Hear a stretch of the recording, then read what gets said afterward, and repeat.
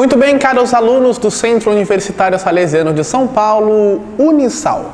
Meu nome é Ronald Oliveira, sou salesiano de Dom Bosco e falo diretamente com você, aluno da Extensão Universitária de Vulnerabilidades Juvenis. Tratando ainda sobre o tema de família, sobre a questão familiar, nós vamos entrar necessariamente agora na questão dos arranjos familiares, não é? E os arranjos e as dinâmicas familiares da nossa contemporaneidade. E como isso influi dentro da realidade juvenil e, sobretudo, da realidade juvenil contemporânea e vulnerável. Primeiro eu consegui destacar aqui algumas definições de famílias que alguns estudiosos nos trazem, nos elucidam. Então, eu gostaria de partilhar com vocês. Vamos lá. Ela diz assim, a família é a primeira sociedade natural, íntima, cuja função primordial é propiciar a construção do ser e a realização da personalidade de cada um de seus integrantes. Então, esse estudioso está querendo dizer justamente que a família é o lugar do encontro consigo mesmo e da formação da personalidade, né? Depois, vai dizer, a família é onde a criança tem os primeiros contatos com o mundo e na qual constitui as primeiras formas de compreensão da realidade. Quando a criança nasce, ela está dentro de uma família, dentro de um contexto social e cultural, antropológico, e essa família vai ajudar essa criança a dar os primeiros passos como seres humanos. Depois dessa menorzinha, a família constitui um sistema semi-aberto, necessariamente permeável às influências do ambiente externo, sendo também afetada pelos fatores sociais que caracterizam o contexto extrafamiliar, em dado momento da história de um grupamento social. Bom, o que quer dizer? A família, ela não é fechada, né? Ela sofre influências do meio, ela sofre influências do ambiente cultural, do ambiente social, do ambiente econômico, né? A família, ela é bombardeada por esses elementos, por essas questões, né? E os seres no qual se constituem também vão sofrendo essas questões. E aí, vão sofrendo o quê? Influências do ambiente. Agora, nós vamos perceber justamente uma palavra aqui, grupamento social. A família é entendida como grupamento social, como um grupo social que se reúne. Como é isso? Vamos ver o próximo. A família é a estrutura básica, permanente da experiência humana. A família é a estrutura mínima, básica, necessária para a experiência do ser humano, para que o ser humano seja formado, para que o ser humano ele possa se constituir, para que esse ser humano ele possa se desenvolver, né? Agora, isso é muito interessante, eu vou pedir que o nosso técnico ele foque em alguns momentos, porque eu vou trazer dados específicos e atuais, né? Nós vamos compreender que o desenvolvimento da pessoa, em especial nos primeiros momentos do curso da vida, tem relação com o lugar ocupado pela família. Olha que interessante. A minha família, ela vai dizer quem eu sou. Percebam alguns casos de vulnerabilidade, onde os nossos jovens, porventura, são encarcerados, e como há dificuldade nos relacionamentos familiares. A vulnerabilidade, ela começa justamente quando o básico não ocorre. Quando as relações intrafamiliares, elas são ociosas.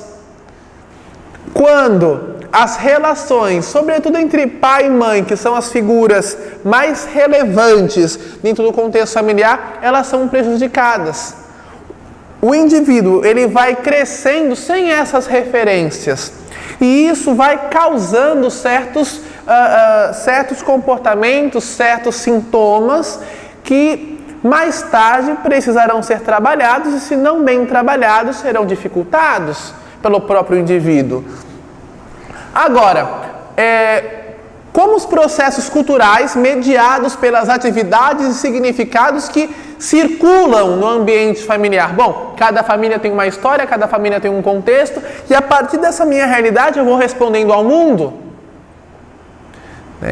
A partir da realidade familiar, a partir do que eu bebo da minha família, eu vou respondendo ao extra-família, eu vou respondendo ao meu cotidiano, à minha cultura, à minha sociedade, à minha escola, ao meu trabalho, enfim, eu vou realizando as minhas escolhas. Percebam como é a questão básica familiar e como isso é importante dentro do desenvolvimento do indivíduo. E aí nós vamos entender que a família, ela é por si só um sistema complexo, que é composto por subsistemas integrados e interdependentes, que estabelece uma relação bidirecional e de mútua influência com o contexto sócio-histórico, cultural no qual estamos inseridos. Então, a família ela é uma estrutura complexa, porque dentro da família existem outros subprojetos, outros subgrupos, né? E se esses subgrupos, dentro de um contexto estrutural maior, ele não é bem entendido, ele não é bem assimilado, as vulnerabilidades elas se iniciam. A gente fala assim, olha, desde sempre a pessoa foi assim, ninguém nasce bandido.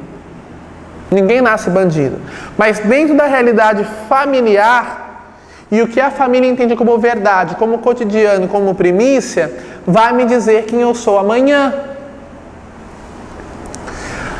Já na atualidade, a consanguinidade e os laços biológicos têm sido cada vez mais substituídos por laços socioafetivos, na definição da unidade constitutiva da família.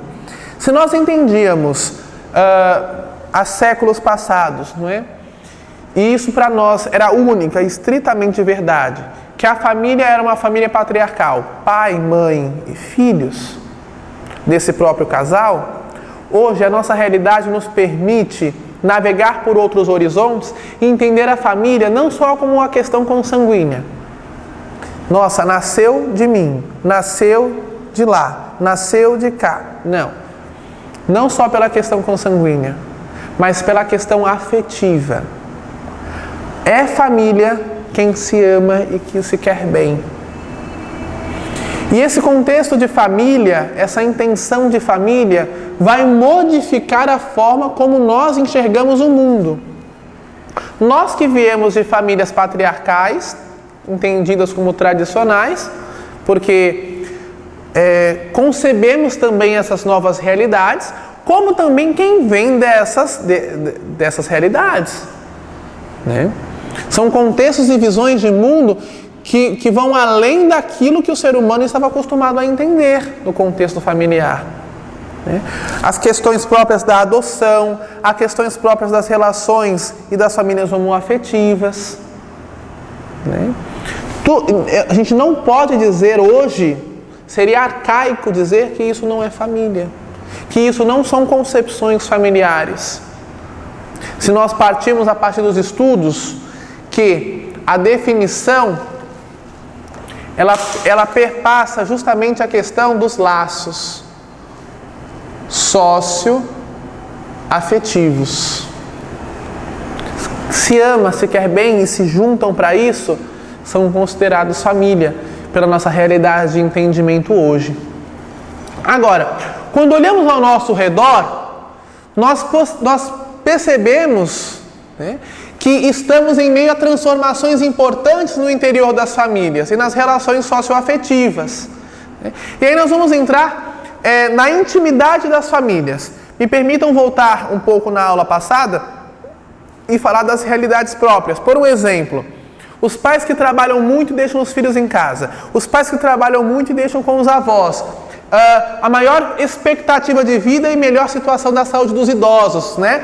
Porque em alguns casos comprometem as famílias no cuidado dos mais velhos, em outros casos podem converter a avós em cuidador dos netos, enquanto os pais trabalham, e até mesmo em principais provedores materiais das famílias, esses idosos, com a renda da aposentadoria, diante do desemprego dos demais membros da família. Então percebam, são novos arranjos, são novos entendimentos de família, do avô, da avó que sustenta o pai, a mãe e os netos com a sua aposentadoria, porque o desemprego é grande, e isso são enlaces familiares. Agora, os dados de pesquisa, e isso eu vou pedir para que foque, os dados de pesquisa nacional por amostra, lá de 2015, vai nos mostrar o quê? Lá em abril de 2017 também, revelam importantes mudanças que sinalizam para tendências nas configurações familiares do Brasil. Em 10 anos, o arranjo da família mudou nos lares brasileiros, caindo de 50,1% em 2005 para 42,3% em 2015. Olha como isso é sério. E a gente pensa que os números são poucos? Não, os números são muito grandes. O número de famílias chefiada por homens tem caída e crescem os arranjos familiares de casais sem filhos. Se antes era o homem que chefiava a família, hoje nós temos casais que não querem ter filhos. E isso são 19,9%, quase 20%. E pessoas que residem sozinhas, 14,6%. Olha como os entendimentos familiares vão sendo modificados, né? Casais sem filhos e pessoas que querem residir sozinhas, né?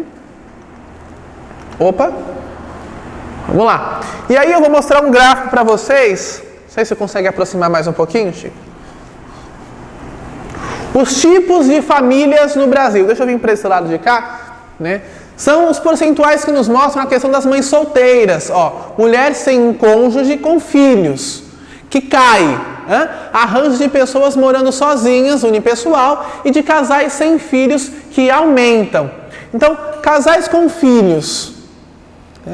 Se nós tínhamos isso, 50,1%, hoje nós caímos para 42,3%, uma caída interessante.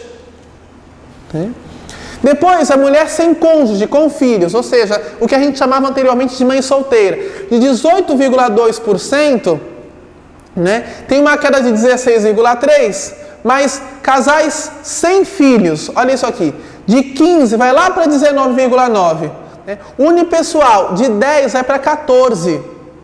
Olha como os nossos entendimentos de família, os arranjos familiares vão sendo modificados, né? Agora, outros tipos com parentesco, 5,9% para 6,5%. E depois multipessoal com parentesco, de 0,3% permanece ali no 0,3%. Né? Mas os casais com filhos vão diminuindo, as pessoas estão querendo viver apenas entre casais, sem a necessidade de filhos, como nós entendíamos a família anteriormente. Bom, família precisa ter filhos, pai, mãe e filhos. Mãe solteira, o pai que sumiu, o pai que morreu, o pai, enfim, a mãe precisou cuidar do seu filho de forma solitária. Nós crescemos, nós diminuímos, existem essas famílias. Agora, vamos ver aqui novamente, outro gráfico. 16,3% das famílias são resultados de recasamentos, ou seja, divorciadas. Famílias que se separam e casam novamente. Depois, 2,5 milhões de enteados moram com padrastos e madrastas. Ou seja, contrair a primeira família constitui o seu filho, se separa e depois vai viver junto com o novo casamento da sua mãe, o novo casamento do seu pai. Depois, olha, número grande, 2,5 milhões de pessoas. Depois, 36,4% dos casais não oficializaram a união nem civil nem no religioso. 36% apenas moram juntas. E não entendem que haja necessidade de uma oficialização. E aí as questões são várias, ou pelas questões econômicas, ou porque, vamos ficar juntos, se não der certo a gente separa e não tem a questão burocrática envolvida. Inúmeras são as motivações, mas o que importa é que nós temos 36,4% das pessoas que não se casam oficialmente. Depois, 3,1% da população brasileira é divorciada, né? Depois, 88 mil lares têm homens vivendo com filhos sem cônjuges. Se eu falava das mulheres, 50%, 60 e pouco por cento, 88 mil lares tem homens que assumem a chefia das suas famílias e não tem mulheres. Precisam fazer o papel de mãe e de pai, né? Agora, as famílias brasileiras são cada vez mais chefiadas por mulheres. Se antes eram os homens, naquela figura patriarcal que mandava na casa, hoje são as mulheres que assumem por necessidade ou por contrato social, assumem a responsabilidade da casa, né? E se tornam as matriarcas da família. Com o cônjuge, ou seja, elas tendo marido ou não tendo, elas respondem, são as principais protagonistas da casa, né? Mas não no sentido como se compreendia antes, da mulher porque ela era dona de casa, lavava, passava, cozinhava e basta. Não, ela assume o papel de responsável familiar, de responsável da casa. As mulheres se declaram responsáveis pelo lar em quase 30% dos lares brasileiros. Em 10 anos, cresceu o número de famílias compostas por mulheres sem marido, sem companheiro. Em 10 anos cresce esse número, né? Morando ou não com outros parentes. 11,6 milhões de famílias brasileiras possuem este arranjo. 11,6% das famílias. Isso é muito, milhões, 11,6 milhões. Se antes eram 88 mil lares, que apenas homens assumem o papel de pai e mãe, hoje as mulheres, né, que vivem sem cônjuges, mas com filhos, somam-se a 11,6 milhões. É muita família assim. É muito casal assim. E aí você vai perceber também, quando atender esses jovens, que na sua maioria, nós temos assim, o pai morto, o pai preso, e as mães precisam assumir essa realidade de cuidar dos filhos, mas precisam trabalhar fora, em 2, 3 empregos, porque a questão do salário, como vimos na aula passada, ela diminui, e as questões dos gastos são cada vez maiores. Mesmo quando trabalham fora, muitas mulheres assumem as tarefas domésticas e tarefas de cuidado dos familiares, sejam os filhos, o cônjuge ou os idosos. Então, essa mulher, que é a progenitora do lar, não é? Primeira responsável, ela trabalha fora, mas quando ela chega, ela precisa dar conta da casa, ela precisa continuar cuidando do filho, ela precisa continuar cuidando do pai ou da mãe que está lá, do idoso, não é? Ela precisa cuidar do cônjuge, do marido que, sei lá, está desempregado. Se antes era o marido, se era o pai que precisava correr atrás de todas as questões, hoje a mulher assume em 11,6 milhões de lares essa função. Agora, mais até que o homem desempregado, a mulher realiza esse processo. As mulheres trabalhadoras dedicam 18,1 horas semanais a essas tarefas. E os homens desempregados ou inativos dedicam apenas 12 horas por semana a essas atividades. Isso é muito diferente os números. A mulher ela consegue se dedicar mais, né? Fazer mais coisas ao mesmo tempo, enquanto o homem não. Palmas para essas mulheres. Palmas para essas mulheres. Esses dados sinalizam que ainda hoje em dia existem grandes desigualdades entre homens e mulheres nas dinâmicas das famílias brasileiras. Por isso que eu digo, palmas para essas mulheres. O quanto elas precisam se doar para realizar esses processos familiares, como elas com grande maestria conseguem dar conta de seus trabalhos e de sua família. Enquanto nós homens temos essa dificuldade. E como é desigual essa questão.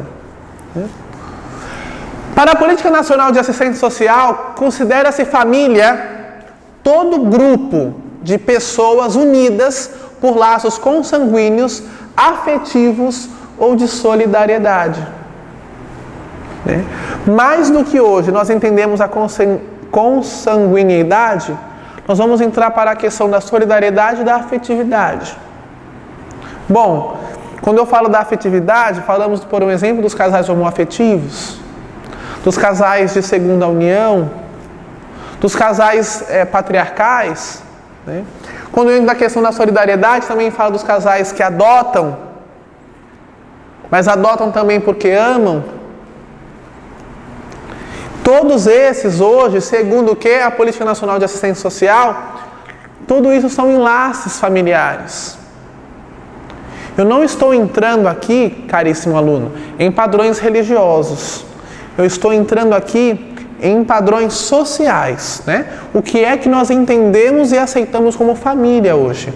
Então, as pessoas pelos laços consanguíneos, os afetivos e os casais unidos pelas próprias questões de solidariedade, né?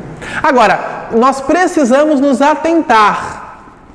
Entendemos na perspectiva sociocultural que é possível encontrar dinâmicas familiares protetoras e educadoras, independentemente da situação econômica, familiar ou do arranjo de seus membros. Então, novamente, preste atenção nisso. Entendemos na perspectiva sociocultural que é possível nós encontrarmos dinâmicas familiares protetoras e educadoras, independente da situação econômica, familiar ou de arranjo de seus membros. Muito obrigado pela aula, até a próxima. Um grande abraço.